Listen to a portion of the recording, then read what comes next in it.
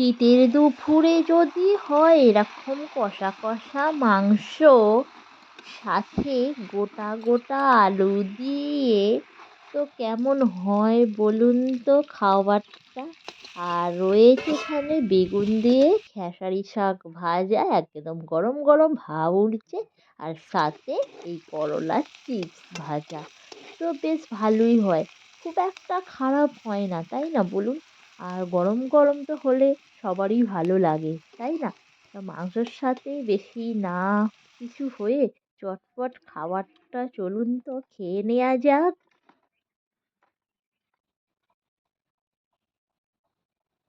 তো বন্ধুরা দেখুন, সকাল সকাল উঠে পড়েছি। আর এই যে অবস্থা, আজকে একদম চারিদিকে প্রচুর কুয়াশা পড়ে গেছে। আর বেশ ভালো লাগছে। আর ওই দেখো একটা পাখি এসেছে। আর বৃষ্টি তো বেশ ভালোই হচ্ছিল কদিন ধরে।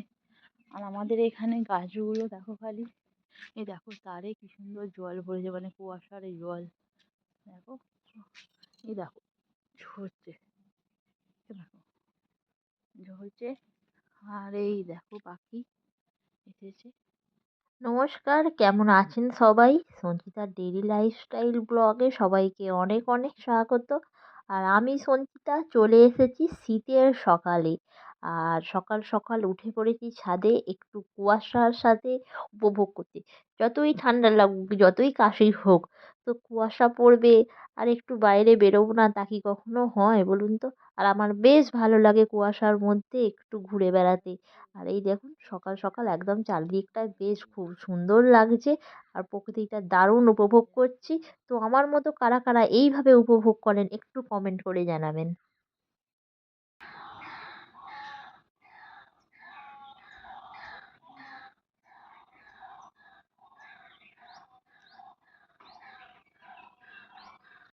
তো এই শাকটা দেখতে পাচ্ছ, কি শাক? কড়াই শাক। আর এটা হলো অনেকে বলে তেওড়া শাক। আমরা তো কড়াই শাকও বলি আর তেওড়া শাকও বলি। দেখুন একদম ঘাসের মতো। আর এই শাকটা খেতে বেশ দারুণ লাগে। তো কারা কারা এই শাকটা খাও একটু কমেন্ট করবে, হ্যাঁ। ওই দেখো বন্ধুরা, এটা হলো কড়াই শাক। আর আজকে বানানো হবে কড়াই শাক। আজকে হবে এই বেগুনটা দিয়ে কড়াই শাক ভাজা। এখানে দেখতে পাচ্ছ একদম উচ্ছে ছোট ছোট আছে, উচ্ছে ভাজা। আর এই যে মাংসর আলু কেটেছি, ছোট ছোট আলু মাংসে দেবো। ছোট ছোট উচ্ছে, আর এই উচ্ছেগুলোকে একদম পাতলা পাতলা করে কাটবো। মধ্যে দেখো কেটে রাখছি। আর বেগুনটা ছোট ছোট করে কেটে নিচ্ছি এইভাবে। একদম এইভাবে ছোট ছোট করে কেটে নেবো। এটা শাকের সাথে দিয়ে দেবো। আর এইভাবে সমস্ত বেগুনগুলোকে কেটে নেব।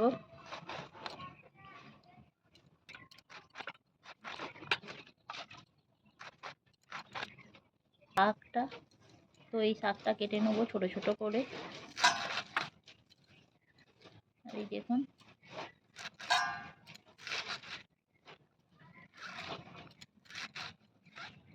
এরকম একদম ছোট ছোট করে কাটবো, ছাড়িয়ে নেবো।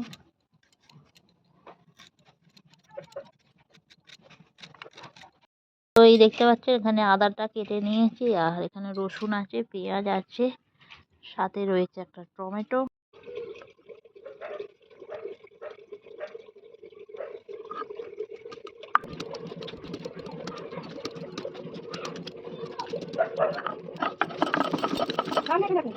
এর মধ্যে বেটে নিচ্ছি আদা, রসুন।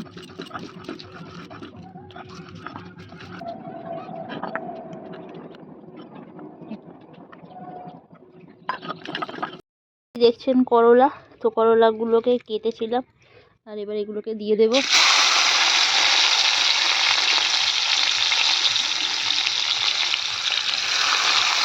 সে কেলাবে।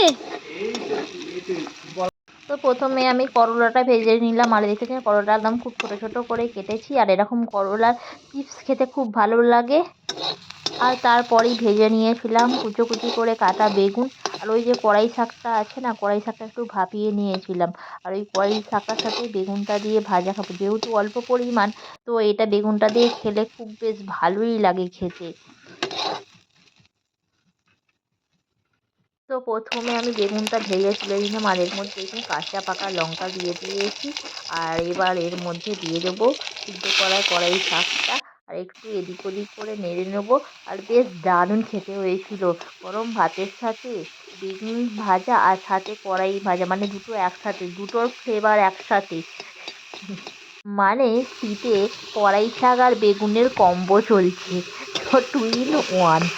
আর দারুণ লাগছিল বেশ খেতে। আমি ভাবছিলাম যে কেমন খেতে হবে, অতটা হয়তো ভালো খেতে হবে না, তো বেশ ভালোই লাগছিলো। আর সাথে কাঁচা লঙ্কা আর পাকা লঙ্কা ছিল, আর জালটা একটু পড়ছিল গরম ভাতের সাথে, খুব সুন্দর লাগছিল খেতে। আর আপনারা পারলে এইভাবে একটু বানিয়ে খাবেন, দেখবেন বেশ সুন্দরই লাগবে।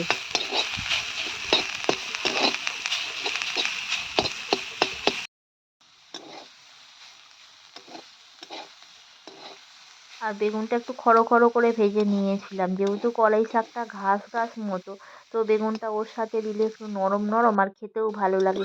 অনেকে আবার পালং শাক দিয়ে ভাজে, আমরাও পালং শাক দিয়ে ভাজি, কিন্তু এটাও করেছি, বেশ ভালোই লাগছিল। আর শুধু মানে খেলে শুধু ঘাস ঘাস মুখে মনে হয় যেন একবারে দুব্বা ঘাস খাচ্ছি। তো হয়ে গেল আমার কলাই শাক দিয়ে বেগুনটা ভাজা। আর এই দেখুন বন্ধুরা, পুরো রেডি হয়ে গেছে গরমা গরম কড়াই শাক। আর এই যে দেখতে পাচ্ছেন আলু, ছোট্ট ছোট্ট সাইজের আলু, একটু মুখগুলো কেটে দিয়েছি। তো গোটা গোটা আলুটা সিদ্ধ করে নিয়েছিলাম। তাতেই ঠাকুমা বলে, বাবা তোমার কত দেরি হচ্ছে গো আলু সিদ্ধ করতে, এত আমার কাঠ লেগে যাচ্ছে, তাড়াতাড়ি করো তাড়াতাড়ি করো, নাবাও নাবাও। আমি বললাম, আরে আপনি থামুন তো, আজকে আমি খাবো গোটা গোটা আলুর সাথে মাংস, আর এটা বেশ শীতে খেতে আমার ভালোই লাগে। আপনি এখন দাঁড়ান তো, ভালো করে আলুটা একটু সিদ্ধ করে নিই, আর সিদ্ধ করে ওটাকে ভালো করে ভাজবো। আর আজকে মাংসটা করতে বেশ ভালোই আমার হেফাজত পোয়াতে হয়েছে। এই আলুটা সেদ্ধ করা, তারপর ওটাকে ভালোভাবে হলুদ মাখিয়ে ভাজা, মানে এই সব করতে করতে যে বেশ টাইম লেগে যায়। ভাত খেতে খেতে একবারে 3:30 থেকে 4টে পুরো বেজে গেল। বাবা রাতের আর খাবার খাবো কি, বিকেলে তো আর কিছু খেতেই পারলাম না, শুধু ওই রাত্তিরে একবার মাংস খেতে হলো। তো চলুন বেশি না বকে আলুটা ভেজে নিই। তো দেখতে পাচ্ছেন একদম বেশ লাল লাল করে আলুটা ভেজেছি খড় খড় করে।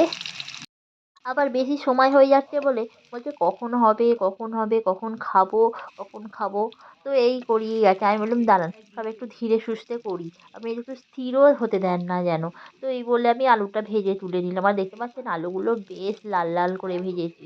আর আমার তো এরকম গোটা আলুর দম, গোটা আলুর মানে কি বলবো, মাংসের আলু খেতে এত ভালো লাগে আমি কি বলবো।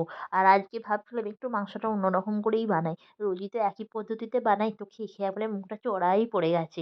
তো ওই জন্যে আমার মাও ঠিক এইভাবে বানায়। আর একটু মাংসটা ভেজে নিলাম। আর ভেজে নিয়ে আমার মাংসটা একটু বেশি হয়ে গিয়েছিলো, তো কড়াই ধরবে কি না ধরবে তার ঠিক নেই।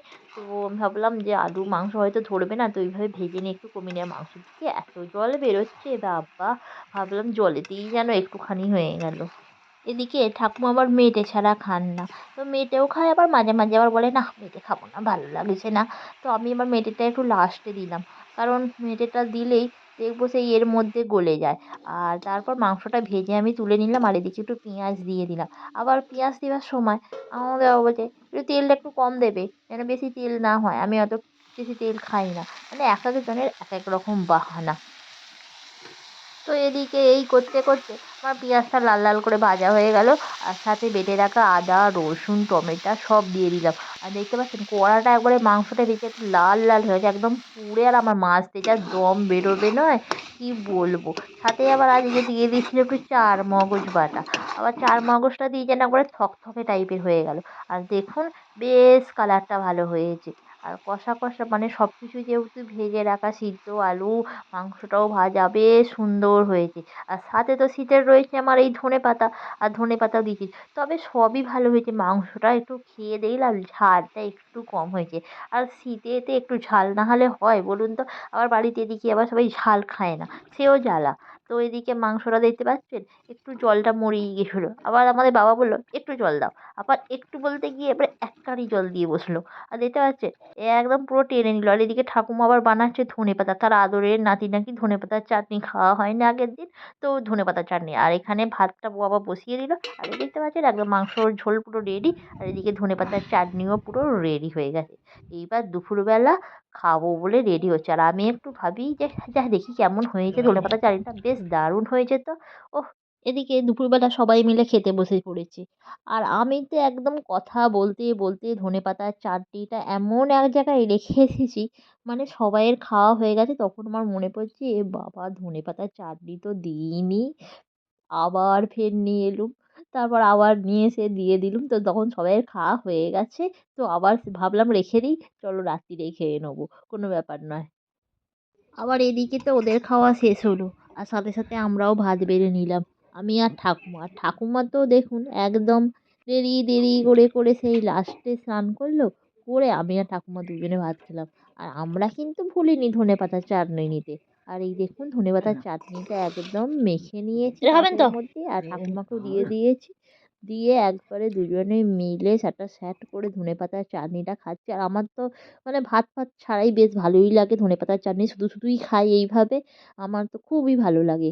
আর তোমরা কি এইভাবে ধনেপাতার চাটনি খাও? আর সাথে তো রয়েছে মাংসটা। তো ধনেপাতার চাটনিটা খেয়ে মনে হলো না যে আর মাংসটা খাই। কারণ মাংসটা একদমই আমার ঝালও লাগে না, আমার খুব একটা ভালোও লাগে না খেতে।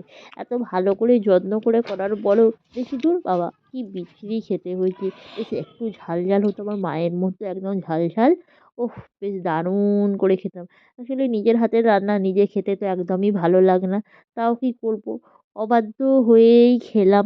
তো বন্ধুরা ভিডিওটি কেমন লাগলো? ভিডিওটি ভালো লাগলে লাইক করবেন, শেয়ার করবেন, কমেন্ট করবেন। দেখা হবে নেক্সট ভিডিওয়। Tata, bye bye. চলুন আমি এখন খেয়ে নেই।